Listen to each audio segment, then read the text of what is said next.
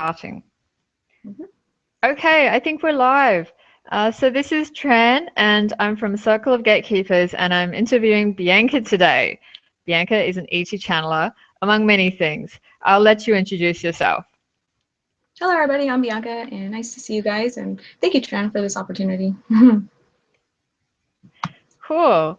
So I was just juggling a couple of IT things just then, but for anyone that is watching, and I can see we already have viewers, the topic for today is ET beings that get a bad rap.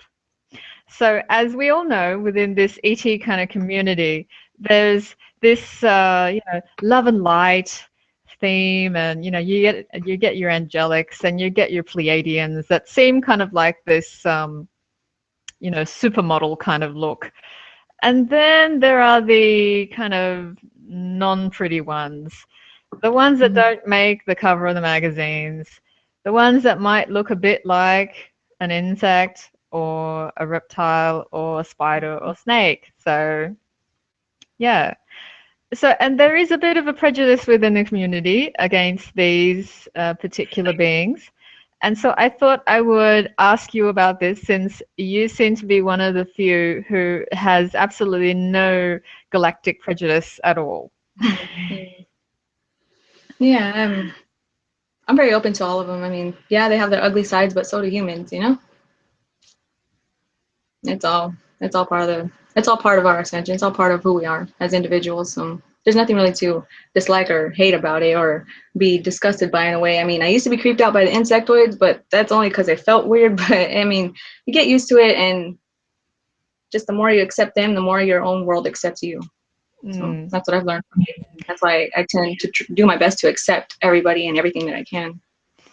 Yeah, I think Hollywood has definitely not given them any favors, like the Alien movie series with the kind of insectoid look with that big head and the thing, coming out of the chest and all that stuff. So I guess to some degree it is understandable that if you don't have any other awareness and you don't listen to your intuition, then you would take that and think, oh, gee, well, maybe, maybe that is true. I don't know. So what has been your experience of not just Kermit, the one insectoid that we all love, apart from Kermit, which other reptilians or arachnids visit you or are with you on a regular basis? Besides Kermit, quite a few have come by. Let's see. All right. Well, there was first Kermit, and then the spiders, which are different spiders within that species, which would be the tarantulas, even daddy longlegs and the long-legged spiders. I call them daddy longlegs. I'm not sure what their technical name is or scientific name is. So the tarantulas, daddy longlegs, jumping spiders. Jumping spiders were actually my favorite. And black widows. Other insectoids like the fly, cockroaches,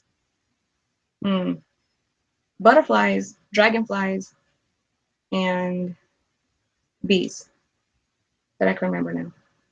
Yeah, quite a different. They vary, and they're kind of mixed up too within each other. It's kind of hard to distinguish between the energies between the roach or the spider. I mean, they're okay. They're somewhat different because what we have here on Earth is the roach and the spider. This roach is the food, and the spider is the one that tries to capture them. But these energies kind of stick with the alien beings themselves. The roach will feel like, what is it, the prey, and the spider will feel like the predator, and those two different energies, I can use that to distinguish between which is which and who's who. Yeah, it's just, and Kermit, yeah, he comes around a lot. He's always around a lot. He's always around making me laugh, picking up my energies, helping clear up my energies, helping clear up my chakras, clear out a bunch of junk. He'll come by, say hi, hey, what's up? Yeah, it's pretty cool though. It's really neat. It's really neat. Cool.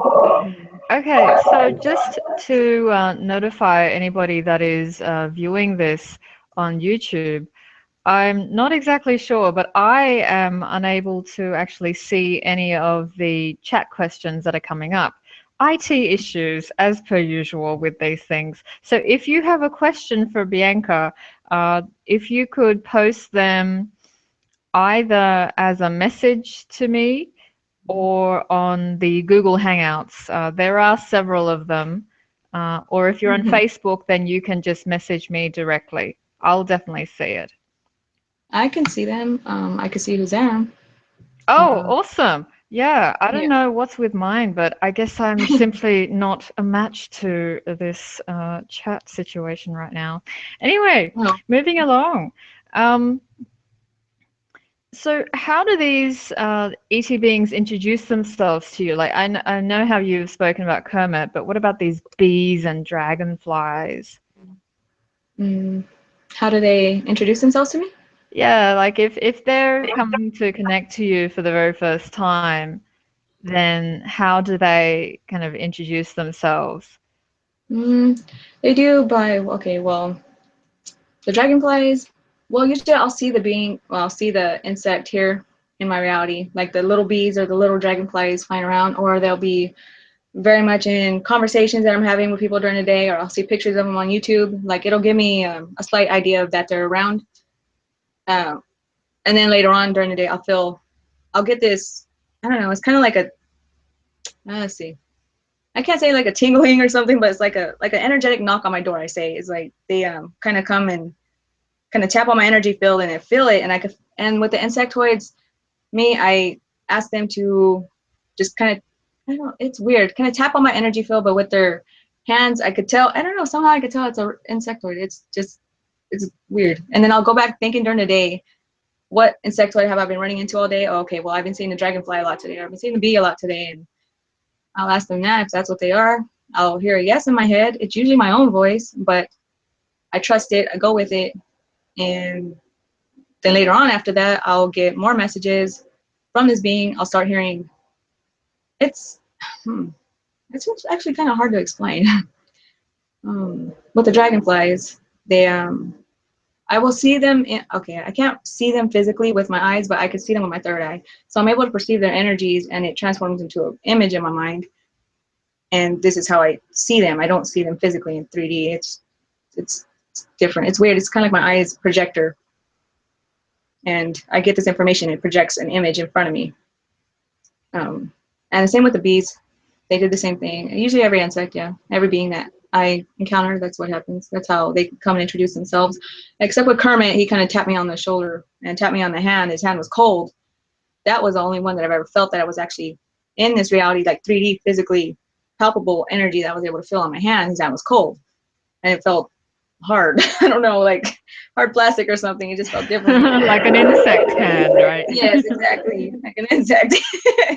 But that's the only one that actually was able to touch me like that. But the other ones are like just tapping on my energy field. That's Yeah. really interesting.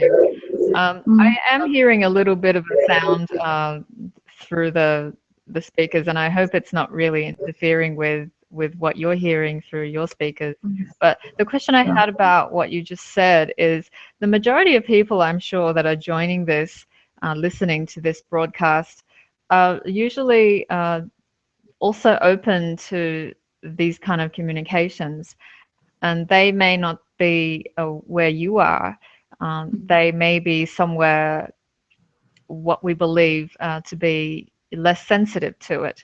So for the rest of us, we are seeing insectoids in our normal 3D life. Like speaking for myself, I have an innumerable amount of insects in my reality, everything from ants to moths, arachnids, which are not insects, but I'll just lump them into the same thing, and like pill bugs, all kinds of insects inside my house, in my garden, and everything. But I don't actually feel like I'm communicating with them or that they're necessarily communicating with me. So for people like me, for example, to get to where you are, what advice do you have?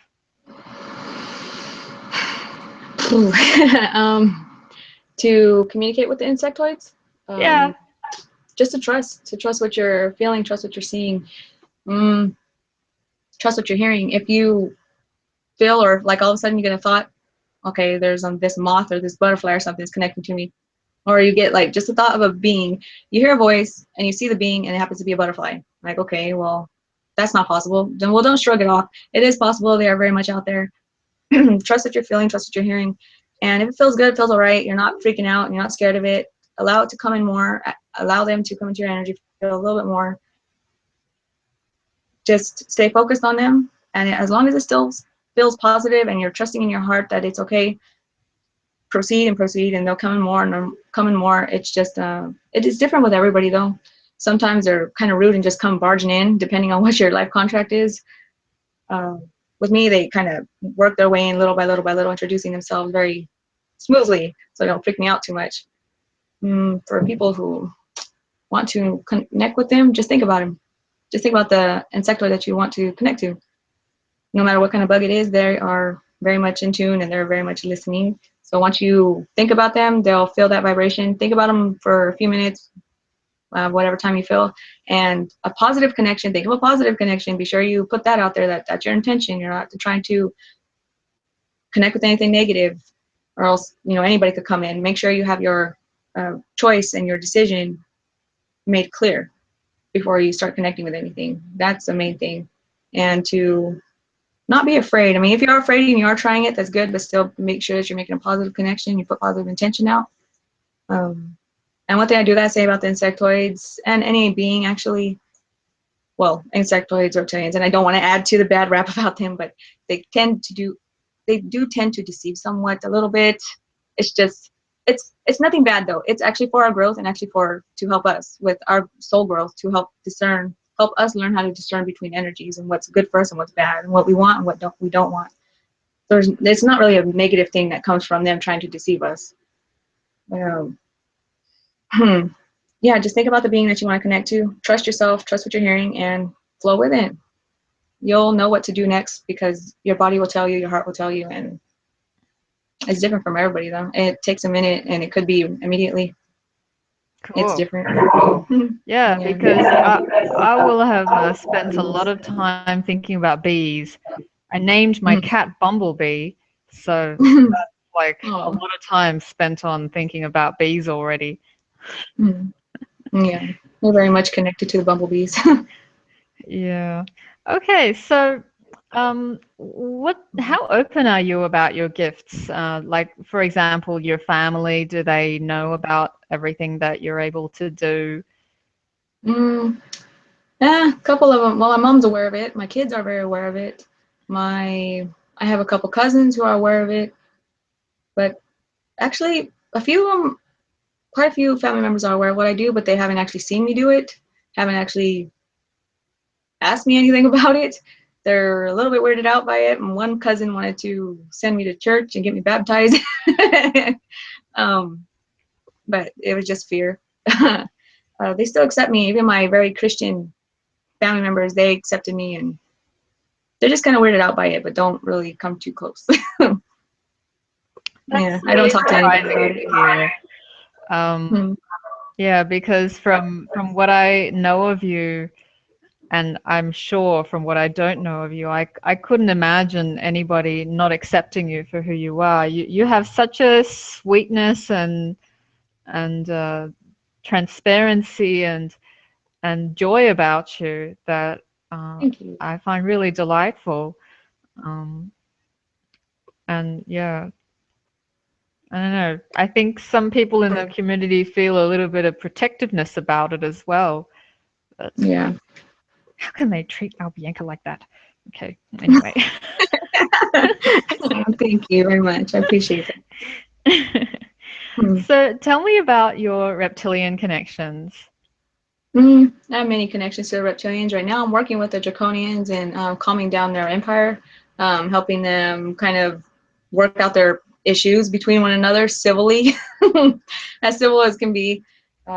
Actually working with, well, I'm supporting somebody that is close to me up in court right now up there. I'm not exactly sure what's going on up there, all the details. I'm not supposed to know it down here, but I'm very much involved with the Draconian Empire and the spiders because they're both on the same planet. They're both empires on the same place. They're very close to one another. So I'm kind of like a mediator, a counselor, like, I don't know, I guess a middle person that's trying to keep them calm. Not they don't want to battle it out no more. They don't want to be at war anymore. They just want to try and be civil, but their attitudes and they're just but I do love them very much. I do love the reptilians. There's the Zeps. I can't even say their names. The Zepspod, the Zeppods. I can't say the Zespods, I think. I'm so sorry if I'm butchering your guys' name. Zespods, the Sounds like the despots. Yeah. Yeah. The draconians, and then there's the raptor looking ones or snake looking ones. There's lizard looking ones, crocodile looking ones, but they're all of the same. They're all reptilians. There's many different types of draconians. I'm connected to all of them pretty much, and I have a very extensive background with them, very much involved with them in the past and now. So keeping in the theme of ET beings that get a bad rap, what do you think is the main lesson that reptilians are here to help us with? Humans, I mean. Let's see. They're here to help us with a lot of things, actually. It may not seem like it. May not seem like it at all. But believe it or not, they do actually have a large amount of love for us. They have a very large amount of love for us, even though some of them have forgot. But if you go all the way back to the beginning of what their purpose is here for us, their main intention was to help us grow and to help us ascend and to help us grow a backbone, pretty much, to help us regain and grow the strength of our souls and to become the gods that we once were. I mean, someone has to play the bad guy in every movie, and they just happen to be the bad guy. But just like a cast in a movie, everyone's friends after. Same thing here. Everyone's still friends and family up there in Astral, wherever we're at. We're all getting along and partying. It's just here we have to go through, we're just playing a role, and they're playing a role. They're just here to help us ascend. Everybody, every being that's here, they're here to help us ascend in any way, even if they do have a different agenda. And we do, it's still helping us, no matter what anyone does to us. It's still going to help us in some way.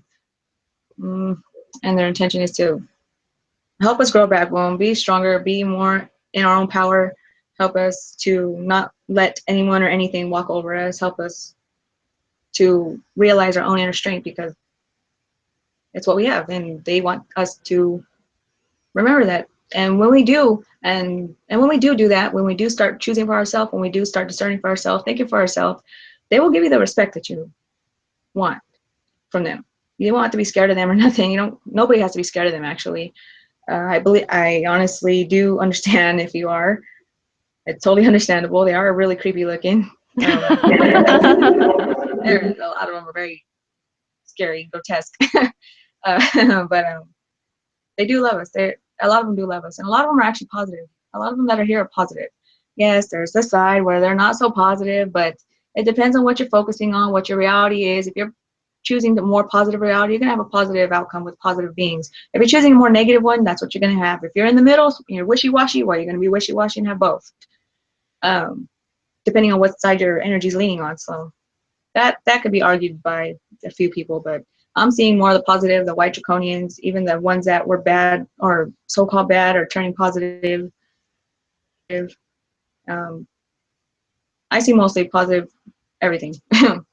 I don't have any bad thoughts about them, and I was a little bit frightened of them at first, especially when I heard Kalask for the first time. The energy just kept them.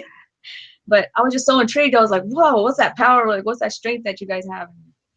After listening to them twice, 2 of the webinars I attended, I actually was able to gain some of that strength and realize their own strength within myself, because I was able to see what they were teaching with their energies, because they're saying a whole lot more than what they are with their own words. Their energy is saying a whole lot more if you're able to just read between the lines. So I was able to learn a lot from them within this past year.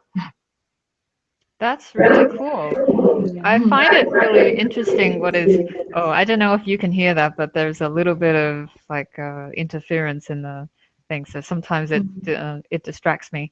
But what I was saying was that it's really interesting, the dichotomy with the reptilians, because on one hand you have all these people that are saying that it's really evil, But on the other hand, in our culture and our society, everyone kind of reveres dragons. You know, everyone thinks that dragons are like the coolest thing. But reptilians? Oh, no way, right? And it doesn't make any sense to me. That's just my personal view. It's almost as if, you know, it really comes down to what you've been fed, you know, and for decades and centuries or millennia, I guess, you know, we've got this association that dragons are cool, but then there's this other side where there's this huge fear of reptilians. And I mean, when I first came into the ET community, I was just really happy that I found people who even believed in ETs, you know. And then I realized that there's like a huge number of people out there that think that reptilians are evil. And I don't mind it so much because at least they believe in ETs. So that's better than nothing, I guess. Yeah. And you know, there's like a lot of children who are really interested in dinosaurs growing up. You know, like my in my family at least, my siblings were obsessed with with dinosaurs and dragons, like fantasy dragons. And you know, just within the dinosaur kind of topic, there are, you know, the kind of like the herbivores, the slow moving herbivores, and then there are the ones like the T-Rexes and the velociraptors. So they're not all kind of predatory. There are, you know, the slow moving herbivores and the tortoises and the turtles and things like that. So it's like you said, it depends on what you focus on. So for the people who think dragons are cool, I think that they're seeing it from a place where they have some self-confidence.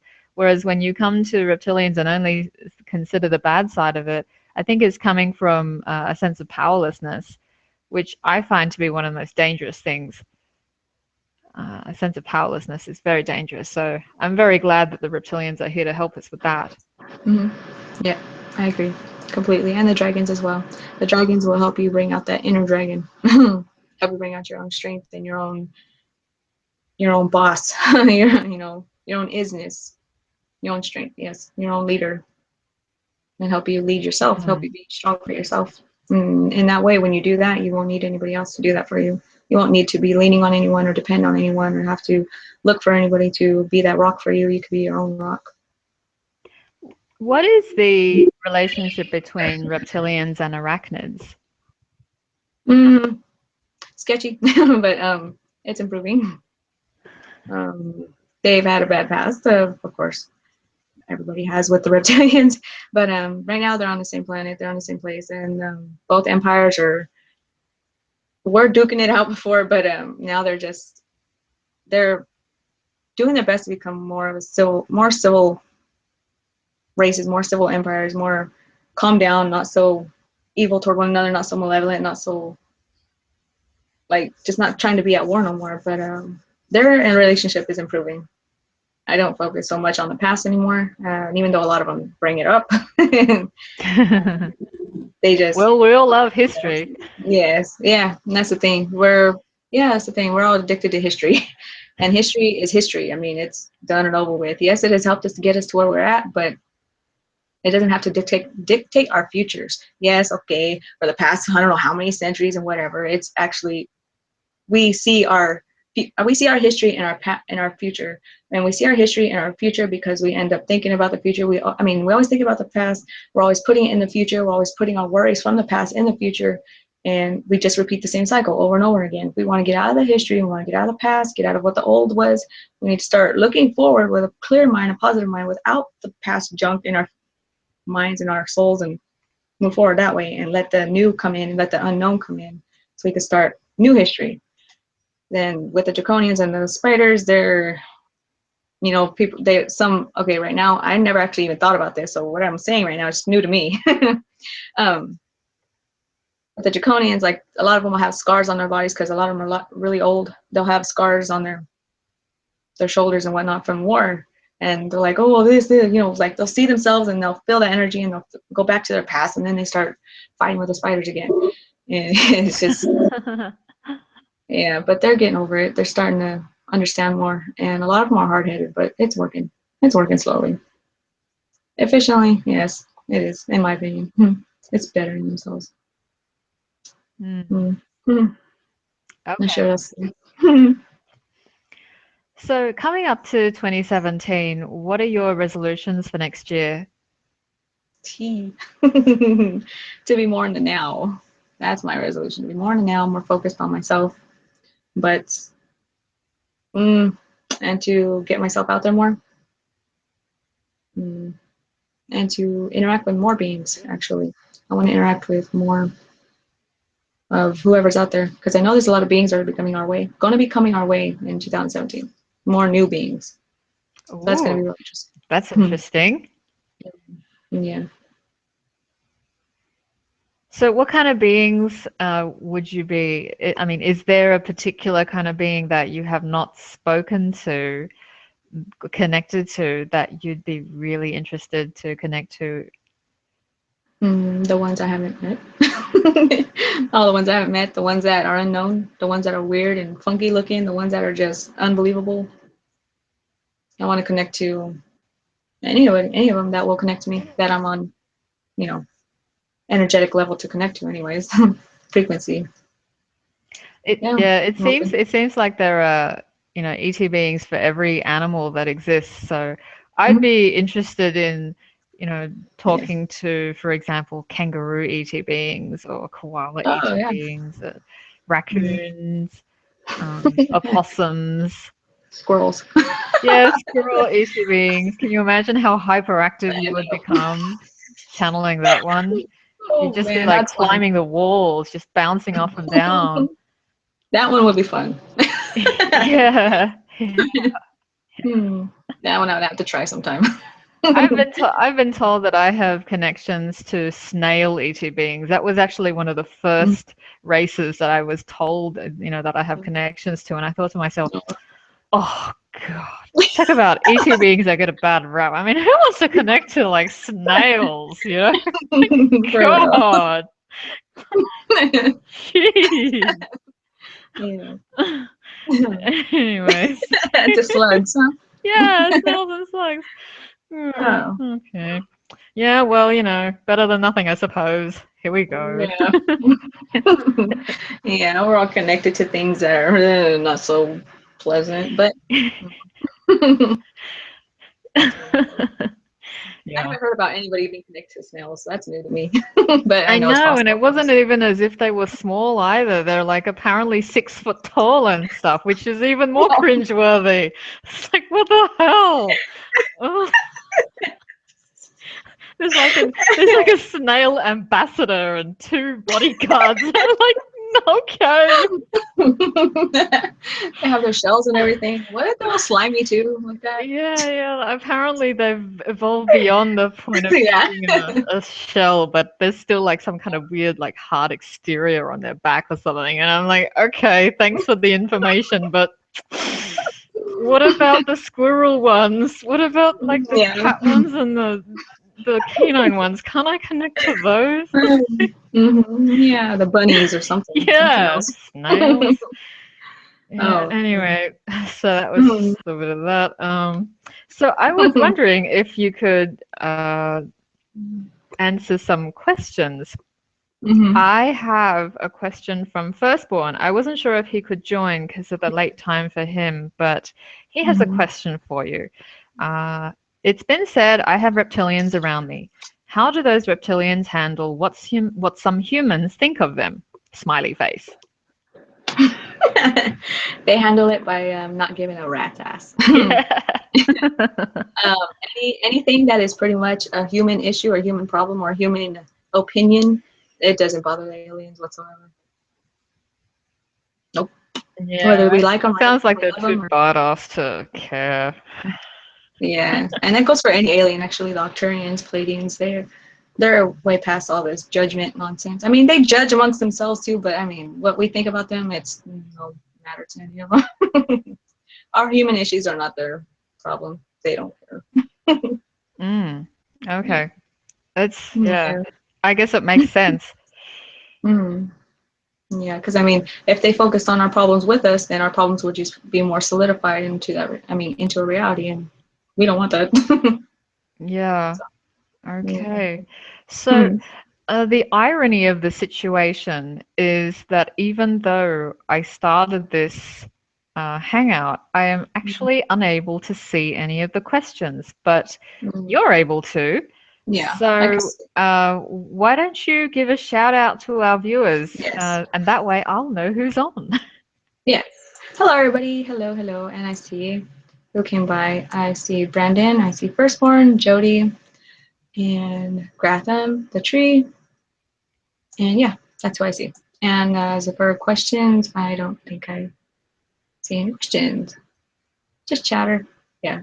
Okay, cool. It's, So I will continue with the questions that we have, and perhaps later on, if Mhm. there are any questions, we can address those. But I have more than enough to go on. All Hmm. right. All right, just Hmm. bringing this back here. So I'm going to come right down to it. What kind of situations make you nervous? Mm. Public speaking. But not too bad. I mean, yeah, public speaking, being, I mean, it's normal though. I do like public speaking though, so it's not really too nervous. It's just, I guess, an adrenaline rush. um, I don't really get nervous in many situations, just when I'm about to go live or something, but it goes away almost Hmm. immediately. Hmm. And then sometimes it'll pop back in, like every now and then when I look at the chats and someone's talking, it just like, I don't know, it just comes and goes, but it's all right. Cool. Mm. Okay. So who would you say is your biggest influence as a channeler right now? Hmm. As a channel right now, Abraham Hicks. Hmm. Mhm. Yep, my biggest influence, and she's been my biggest influence. Um, but yeah, right now she is. What resonates with you the strongest within her message? Um, the human aspect to her messages, the way that she's able to help others navigate through their ascension, navigate through their lives, their own personal issues, own personal problems, and she doesn't so much focus on the aliens at all, really. Uh, she focuses more human on the human issue, the human aspect, because once you get that part out the way, once you get that figured out, you'll end up connecting to the aliens and everything else that you ever wanted to immediately, easily, clearly, and you won't have to be asking the questions about them. But yeah, I resonate with that part of her, and I want to be able to do that also for people. Um, yeah, just the way she's able to help us with our own problems very efficiently, very successfully, in my opinion. Mm, Okay, cool. yeah. So because you're a channeler, you're sensitive to energy. How aware are you of the gifts that other people possess around you? Like, are you able to like just stand near a person and sense that they have this gift or that gift, or does it come through the interaction with them? Comes to interaction with them because me, when I'm just standing by someone like in the store or just talking with someone, I don't dive into their own.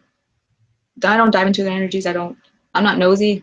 I mean, I I don't have to think about it. My energy just does not dig into your energy for information like that unless something is supposed to be known by you through me. Then my guides will help me get that information. Like something will just pop into my head and I'll just speak it out. But most of the time, majority of the time, I don't get anything about anyone unless they're pouring their heart out to me or in a chat or something. They're opening up their heart. Then it's automatic. Your heart connects to them, and I get the energy. I mean, get the information no matter what. But mm, I don't really, I don't really just try to figure that out for myself unless I'm asked. That's You know. actually pretty awesome because I've spoken to plenty of people who say that they're empaths and they think that it's, a double-edged Mhm. sword because they feel whether they want to or not. Yeah. And so for Yeah. you, it's purely by choice. So that's cool. Well, I'm an empath. I'm highly empathic, highly, highly empathic. Sometimes it's more of a burden than it is a gift, but it's a beautiful gift. But I've learned to choose what I want to tap into. And it's possible for empaths to be able to do that. When they say that they can't, I don't know. I mean, it took me a while to get to this point. I still have a hard time with it. Sometimes I could I just immediately tap into someone's emotions immediately. And it's like, it becomes my own sometimes. I can't tell whose is who sometimes, but when it comes to, yeah, majority of the time I can choose if I want to connect to it. Because once I feel my energy bump up against someone else's, it's like, okay, nope, you know, just like cut it off, or like block yourself from it, block your own energy from someone else's. It's very possible. Just gotta practice. So would you say that it's down to a matter of choice? Yes, everything is choice. Everything, and even in things that feel like you have no free will in it, everything's choice. That's awesome. That's a really powerful message, because once again, we aren't as powerless as we believe. Mm-hmm. Yeah, we're not powerless. Nope, not in any way whatsoever.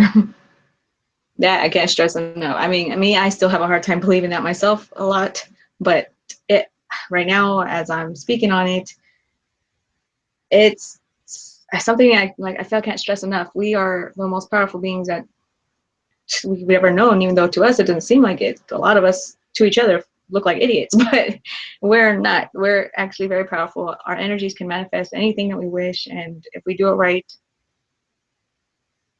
we can get whatever we want. It's there. We're powerful. I'm just to say that we're powerful. Just gotta believe it. Yeah. What I like to sometimes tell people is that if you continue to believe that you're powerless, then life will simply make you a match to situations that show you the consequences of believing that you're powerless. And then you'll realize, oh, okay, yeah, no. Yeah, and the irony in that is that if you believe you're powerless, that means you're powerful. You can't be one without the other. So if you believe that you're, you believe you're powerless, you're actually powerful. If you believe that you're stuck and in a rut, you're not. You're actually have this other opportunity to go and be active and do whatever the hell you wish to do. You can't be one without the other. So if you think you're one thing, you got to be the other too. It's also there. It's options there. Just got to choose it. That's a very interesting message. Mm-hmm. Yeah. Cool. Okay, so the other area that I was really interested in asking you about is, as you know, my area is full of portals, and it's come up quite a bit in some of your live webinars. How do you see portals? How do I see them? I can. I feel like the same thing with the beings. I'll feel the energy of it. I won't tap into it too much because portals are extremely strong. It's just this whirling vortex of energy, just spinning, like at massive speeds. And it almost looks like it's sitting still, like the spinning of the portal's energies will be spinning so fast that it looks like it's still, like it's just a door that's sitting there. There are different colors, different sizes, different shapes. A lot of them have symbols in them. And how I see them is same thing as how I see the beings. I'll feel the energies. I'm guessing with my pineal gland, I'll see it and I'll be able to get an image in my mind, and then the image will be projected like right here, but in my mind's eye still, and I'll be able to see it that way. Very faintly, majority of the time, but it's getting stronger as I keep practicing it. Yeah. See them. That's amazing and fascinating.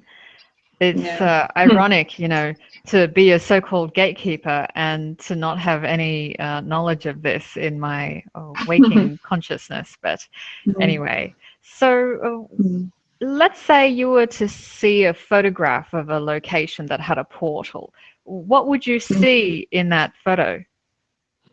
The portal. So you would still see all of that? Yeah, at least majority of the time, I'm pretty sure. But I've never actually tried to look for portals in pictures. I've been shown a couple of them where portals were possibly at. I was able to feel that it was there, or if it was not. But I haven't actually tried looking at pictures. I'm gonna have to try that.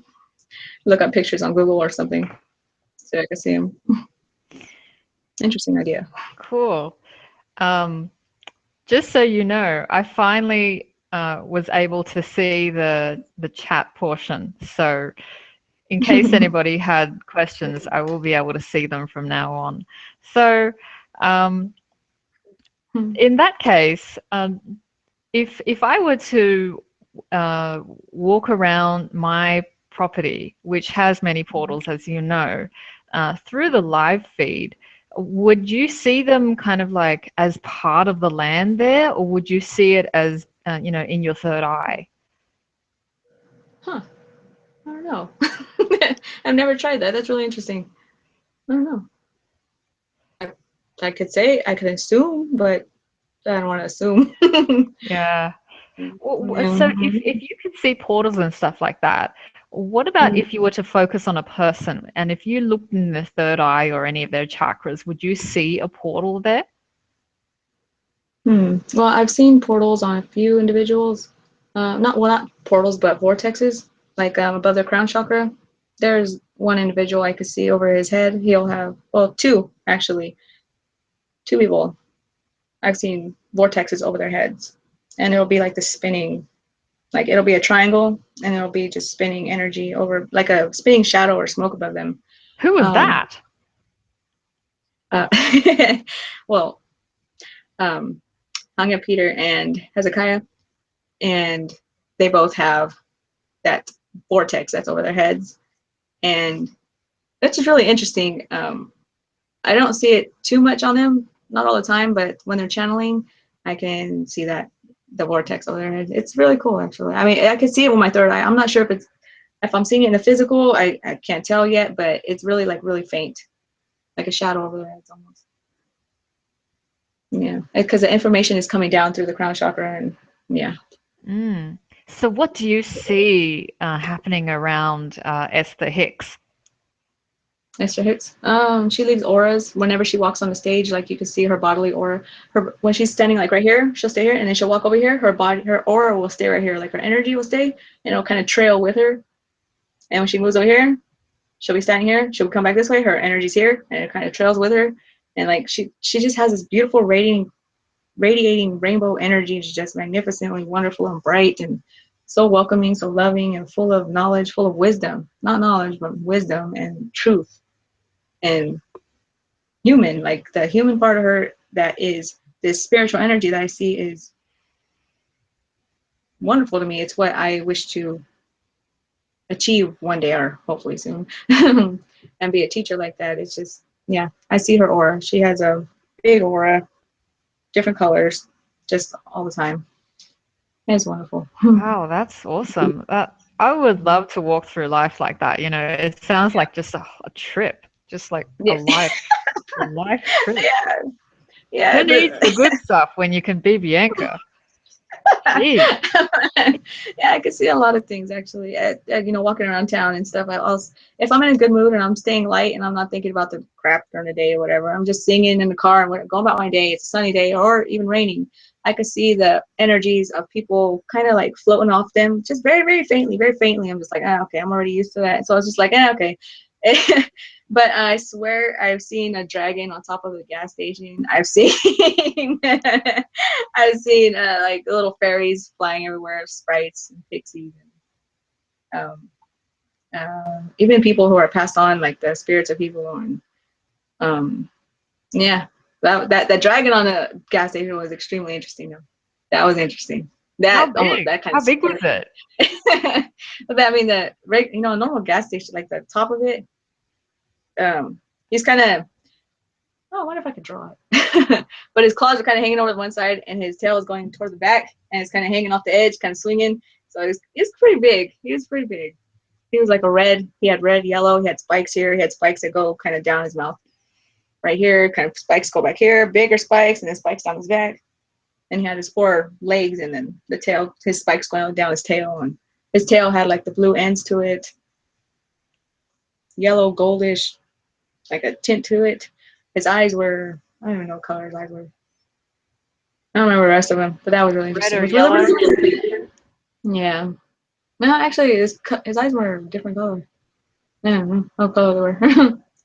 think they're So white. then, would you say the depiction in The Hobbit or any of those fantasy movies is accurate? Very much. Yeah. A lot of depictions from the movies that we have are very, very accurate, very close. Cool. especially Lord of the Rings. Lord of the Rings. Okay. Well, that stuff's pretty much channeled anyway, right? Yeah, it is. Star Wow. Wars. So do you see people's spirit guides or, like their animal totems or things like that? As for spirit totems, not so much. Not really. Spirit guides. Sometimes I usually just connect to the energy. I don't really see them. Not too much. Only if I really focus on the person's energy, and I don't know why. But I could kind of perceive what they are or what they're saying, but I can't really see them too much, which is Hmm. odd. Maybe because I need to practice it more. I haven't tried it so much. I'm just kind of scattered everywhere, focusing on everything, so little bits of everything here and there. Yeah, I'm sure that people like you, the extrasensories, have kind of grown up with this kind of thing, would take it for Mm. granted. Like, oh, I see sprites and dragons whenever I go to fill up my gas anyway. There's nothing special. There's a Yeah. portal over that guy's head. Yeah, whatever. Yeah, I've actually been able to see the energies ever since I was little. I just didn't know what it was. I thought it was normal. I Yeah, thought it I was hear normal. that a lot. Yeah, I thought it was normal. It's obvious, apparently not so normal. But well, nowadays it's becoming normal. Hmm. Yeah, I think if you're on, the human colony or any of our ET Mhm. chats, then it seems to be normal. But take it from me, it Mhm. isn't. I'll take your word for it. Okay, so what about when you are walking around town, for example? Do you see like your description of portals? Do you sometimes see negative portals around? Mm. Negative portals don't make me sick. They kind of drag my energy down a lot. I don't see Uh-huh. them. Well, I could if I wanted to. I've never actually focused on it because the fact that I could feel their energy kind of dragging. It's kind of like a black hole to me. It's kind of Mm-hmm. sucks me into it. But I mean, okay. When I got too close to, because I have a portal here, and it's just kind of, oh, well, like maybe 14. What is it? I forgot how far it is from my house, but it's kind of scattered. It can be positive or negative. It switches somehow. But different beings use it to come in. They come through my kitchen. But it's just when it's a negative, when the negative energy is coming through it, I get sucked into that. I don't go through the portal, of course, but my whole reality will change and everything around me just negative, negative, negative, and it just makes me sick and it's just dragging me down. It's just sucking up my energy. Stay away from them. I don't go near them, and I don't really see anything negative as it is. Not anything like that though. No, not negative portals. They are out there. They can be used for that. I think any portal can actually be used for that. It just depends on who has the control of it. Okay. Mm. So, Yeah. what about around children? Do you notice that there are positive portals around children, or that children are just naturally creating certain things around them? Kids are creating so much stuff. It's insanity. Like my kids with their brains, and they're just like, I'll observe their energies and I'll observe what they're thinking and talking about. Like I could feel what they're thinking and what they're doing if they're getting in trouble, whatever. Like just from being distant from them, I can still tell and keep an eye on them that way. If they're at school or something, I can feel something's wrong. But like with how they create these portals, these vortexes that are over their heads, their vortexes are a lot bigger than ours. Than the two that I could see on those two men, bigger. They're a lot more open. They're a lot more colorful, a lot more energetic. They're allowing a lot more information in, a lot more of the Christ consciousness in. There's not so much filters there yet. Grow, the portal will get smaller, smaller, smaller. But with my Oh, kids, that's so sad. yeah, well, I mean, it only gets smaller because of the fact that we get programmed and we get these filters and we get these beliefs, these judgments and all this, and it shrinks it down. When my kids, they've got these big portals and they just, and I've seen them create their realities. Our co-created reality, but their reality, like things that they want, things that they wish to have, things that they run into at the store, things that they end up picking up off the floor, people. that tell them things at school or whatever. It comes from them. I could see them creating their reality almost within that same day, or within that same week, depending on what it is that they're talking about or focusing on. They're magnificent. All kids are magnificent creators. They're wonderfully connected and don't even know it. Well, probably now they do. It More must kids. be such a trip for you to go to like a children's playground or something. Oh boy. I try to keep my energy close. I try to keep my, I try not to focus on nothing, on nothing else. It's kind of hard to be out. I don't go many places. I don't go to the store so much. I don't go out too much because of the energies, because of all the stuff that I see and pick up. Nah. I'm still working on that. Me in public is just not working. I'm a homebody. Cool. Well, all you got to do is bring those portals home. I've got a bunch of them. Yeah. Yeah. So what do you see around, like, let's say you were to be near an empath or near a gatekeeper or a guardian or something like that. How would you come to the knowledge of that? Would you see some kind of visual symbol or just a knowing? As you asked that, and let's see. As you asked that, when you started asking that, I started seeing this golden gate behind you. Oh, whoa! A golden What? gate. Yeah. It's a golden gate that there's like this blue aura around it, I believe. There's also pink in there somewhere. This is the first time I'm actually picking up on a gate on somebody. But yeah, I just never been asked, so I've never been asked, never thought about it. So yeah, What's behind the gate? What's in there? I don't know what's in there, but it's not negative. Yeah, I'm pretty sure it's not negative because it's my game. But what's there? What's there? Tell me. Tell me. I don't know. You're the gatekeeper. I don't know. I gotta get through the gate. But I think to get through the gate for me, I would have to be through astral. I don't know how to do any of that. I have no idea. But as for your gate, I do perceive a golden gate behind you. It's very wonderfully beautiful design. There's symbols in it. There's these etchings that go down the sides of it, at least what I'm perceiving. And there's like a blue aura energy, or it looks blackish blue, like a dark, no, maybe purple, bluish purple around it. I'm not sure. I think to me that symbolizes wisdom, symbolizes knowledge, symbolizes deep hidden knowledge or deep hidden wisdom, ancient wisdom, new wisdom actually that's going to be coming forth later. But yeah, I don't know what else is in there. I don't know if there's any beings in there, if you got pets in there, you got money stashed. Please let it be money. For reals, right? Yeah, I have been told that, in conversations with me, like sensitive people like you will just see doorways open up around me. Not that I know, but at least somebody can see it. For reals, right? Yeah. Okay. Well, that's awesome. I can't believe there was a live gate opening just then. So what is the gate doing? Is it still there? I think it's always there with you. It's just there. It's not open. It's not opening or closing, and there's nobody going in and out. There's no tickets being held out. It's just there. I don't know I don't know how to access it or how to get in it, or I don't know. That's a new area for me.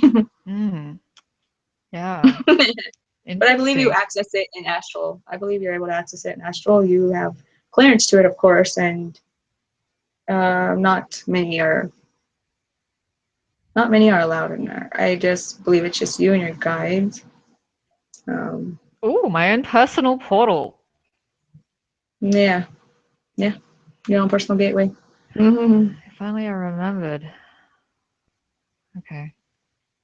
Oh well. I guess it's something to work on.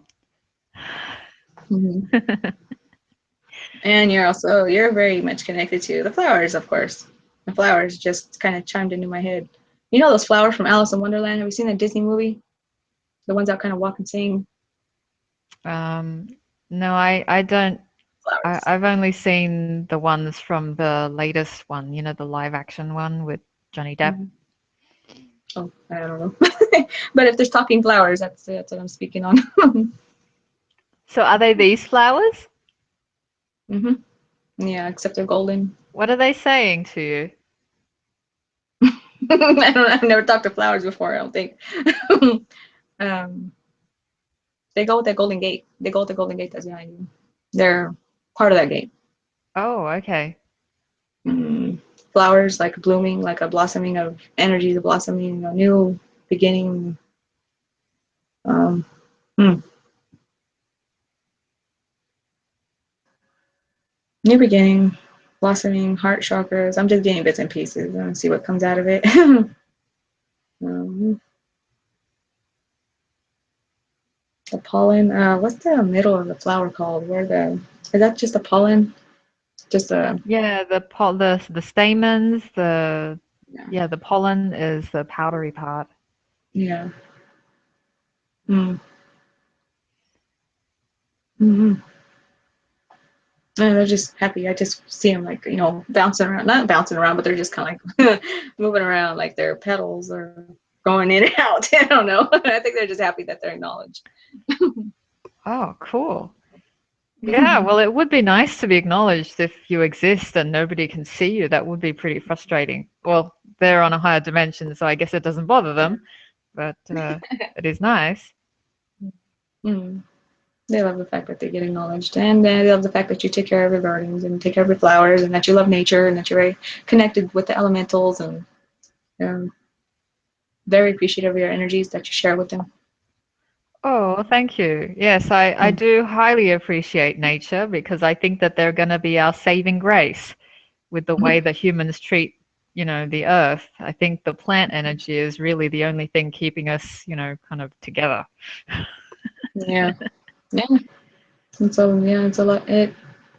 It's the glue for sure. Yeah, yeah. Cool. Well, I'm really amazed at your abilities to see the visual representation of the energy that is around us. Mm. And it's no surprise to me that, like many people who have always had this gift, you don't seem to, you know, think it's that big of a deal. No, I mean I do. It's still fascinating to me what people see and what I see, what I pick up on, what I Uh-huh. sometimes doubt myself on. But it just believe it, just accept it, allow it, feel it, and once you allow it, feel into it, allow it in more, and it becomes more clear. And actually, you know what?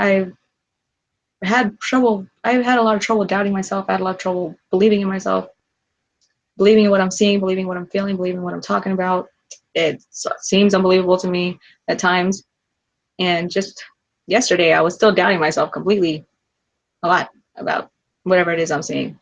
But right now, I feel more in my power, more in my own energies, and more in my own. Like can see what I could see what I'm believing in clearly now, if that makes sense. Mm-hmm. But Mm-hmm. yeah, it's a long road. It can be a short road, but I take the hard way by being stubborn. Yeah, I'm learning just like everybody else. So what It about, just oh, takes go ahead. it just takes belief and self love. That's all. Yeah, Oh, yeah, it does. mm, Well, it's a journey for all of us. yeah.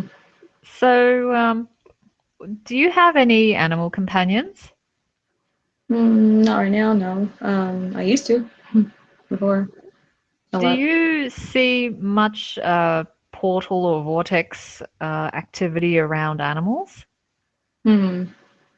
Hmm. I've never tried to focus on it. But with Like thinking around about it, cats or something? my cats, well, when I used to have cats, their energies, I was able to see their energy, feel their energy, feel that they're able to connect between the two realms, like the different realms, very easily. As for dogs, they're more grounded. The cats are more, up, like kind of spacey. able to connect more like between the dimensions very easily, but the dogs are more grounded, kind of like the male and female energy almost. Or the like right side, left side of the brain, but the dogs, they glands too. I've never focused on their vortexes or portals that they make them. I'm gonna try that too. I'm gonna see what I can see around them. I don't know if they're smaller or bigger or shape of a dog. We'll see. To try What that. about traveling to places that are known for their vortexes or portals? Like I've heard about Sedona being talked about as, you know, a big energy vortex. What about where you live? Where I know where I live, there's nothing famous too much here, but there are portals here. There are vortexes around. I mean, but in California, there's Mount Shasta and like other places too. That can't think off the top of my head, but Have you been yeah. there? No, I want to go there though. That's one place I will go. I want to go there. It Spend some would time probably there. be like an acid trip for you. You'd just be like going, whoa, look at that. Whoa, look at that. Oh my God, look at that. Exactly. Exactly. I'll be like, oh, you see this? Look at this. Look at this ball of orb just floating. I'm just going to be looking at stuff that's not even there. I look all spaced out. Yeah, I You would should do you that should anyways. actually, you know, vocalize what you see. Like if you were to see a dragon, you know, on the petrol station, you should tell those people, do you realize you've got a dragon on there? You should charge more. You know, you're clearly protected. Yeah. Yeah. And if you see somebody walking along with like this aura behind them, you should say, do you realize you've got like this rainbow aura that's like 6 feet behind you? You should charge more. I might be put in a mental asylum. Okay. Well, in Mount Shasta, that's probably the one place where you could get away with it, right? Yeah, true. Yeah. Actually, here in Tulare, where I live in Tulare, California, and it's a very, there's a lot of people. I mean, a lot of the homeless people, they walk around talking to themselves, and beforehand, I just used to look at them like, what are you doing? What are you talking to? Like, what's around you? And now, like, I've seen a couple of the ones I used to see as a kid. I see them like at McDonald's or something, Burger King or whatever, and we're sitting there, me and my kids, and there's this homeless guy behind us or in front of us, and he's talking to himself, and I was able to sense his spirit guide. I was able to sense who was speaking with him. He was just babbling along, just nonsense. But when you add in the spirit guides part of the conversation, he's having a full blown conversation with this person, with this being, and he's just happy as hell, totally oblivious to everybody. He doesn't give a rat's ass who's listening.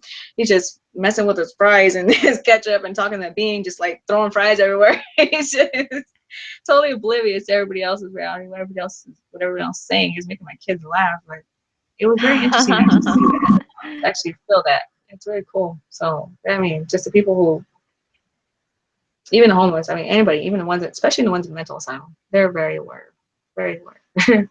I know I kind of went off topic there. Oh, well, it's still, I think it's still interesting though. Um, what about so you saw his spirit guide. Do you sometimes see you know, when people say, for example, what's her name? Doreen Virtue, you know, she talks about her archangels being around her a lot. Have you ever encountered that kind of an energy, like some kind of visual representation of that energy around a person? An archangel? Yeah, I see Michael a lot. Michael, he's my favorite What does he angel, look and like to you? he's a big white guy. To me, he has like the dirty blonde hair. He has a flannel shirt. No, I'm not kidding you. He has a flannel shirt. He's got blue jeans on. Blue jeans? You're kidding. That John Travolta movie is true? Oh my God. No. Yeah. And he has a white shirt, a white wife beater on. The tank top, and and I've never noticed his shoes really. His shoes, like, I'm guessing they're boots. I don't know. I gotta check next time. But his eyes are really bright. His eyes are real blue, like a deep cerulean blue, and he's got his big, gigantic wings. And Metatron, I see him.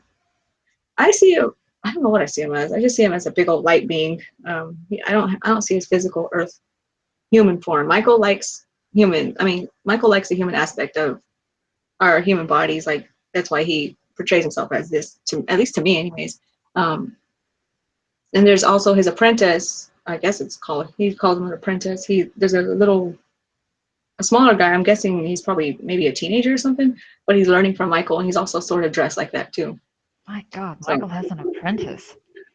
I wouldn't mind that kind of apprenticeship. I'd take that internship. yeah. Mm-hmm. You're dragged around with Archangel Michael. Wow. Yeah. Well, I mean, I've heard that I've had my own archangel, incarnations maybe 2 lifetimes ago, but I don't know. I don't know much about that. Yeah, we all have. All of us have had angelic lifetimes. We all have angelic energies. Yeah. It's really cool. It's really awesome. All this, everything that we can become aware of, and everything that we are aware of without even being aware of it. It's just fascinating. Okay, so then, I'm like a kid in a candy store right now. When you look at trees, what do you see? Their auras around them, like the trees around here in my yard. There's this big old tree that's really tall. I can see a white aura around it, and another one I have right here is kind of tall. They're both really old trees. Been here ever since I was born, and I could see like the light blue aura around them. Sometimes green, sometimes white, mostly white. I could see it during nighttime. It's white on both of them, and other trees too, smaller ones, little ones, barely growing ones, plants. Everything has an aura. Everything has an aura. Do you speak to the trees much? Yeah. What kind of things do they tell you about? Well, I usually just thank them for their energies, thank them for their healing energies, thank them for their whatever it is that they're doing. I just say thank you guys for whatever you're doing. Thank you for helping me and healing me, taking care of Gaia, taking care of us and our animals and whatever. And I don't know if that's what they're doing. That's what I feel. They all tell me, okay, like this one time, my washroom, I have my washer and my dryer, and the dryer, something was wrong with it, and the tree that is by my washroom is a shorter one. It told me something was wrong with the washer. So I go back in there, and sure enough, the freaking plug was hanging out of the socket for some reason. I don't know how it did. I think one of the cats probably knocked it off or something, but it was halfway hanging out, and I've always been told that could spark a fire. I don't know if that's true, but like it was just, and the plug itself was red, meaning it had been tripped, and yeah. So the tree told me that something was wrong with the washer. But other than that, other than warnings or like things that can help me heal or information that they can give me about something that my kids are asking me about, or what my other guy is up to, it's or just I love you. Mainly I love you. Oh, that would be so sweet. Yeah. That would be so sweet. Okay. Well, I think that pretty much wraps up the questions that I had for you for the moment. So if people were to want to get in contact with you, how would they do that? After they've, listened to this interview and realized how awesome you are and how wonderful all your abilities are, and and how unprejudiced you are when it comes to ET contact, how can they get in contact with you? Through Google Plus, through Facebook, mainly Google Plus and Facebook. Do I know my? Let's see. My Facebook is B Loves Gaia. BLUVZGAIA. I'm not sure how to look up a person, but I'll put that in. I'll give that to you, and then it'll be in the put in the description box below the video. But yeah, through Google Plus and through Facebook mainly. Cool. And if people are ultra lazy, they can simply get in contact with me, and I'll pass on the message. Yes. Okay, well, thank you very much for your time. It's been very enlightening and fascinating. Thank you. I'm going to constantly be looking behind me now and just like, is that gate still there? Yes, it's always there. It's always going to be there. Oh, okay. Okay, cool. Well, I don't think there are any other questions, but then again, knowing with the way things have been going for me and the chat reading recently, they could be there and I just don't see them. So if there have been questions that have been posted and I did not see them, I'm sorry. Maybe you can ask them to Bianca directly some other time, and she will be very generous with her time to answer them later. Thank you, everybody, for tuning in. Thank you. Thank you. Thank you. Bye-bye. Thank you, Bianca. Good night. Thank you.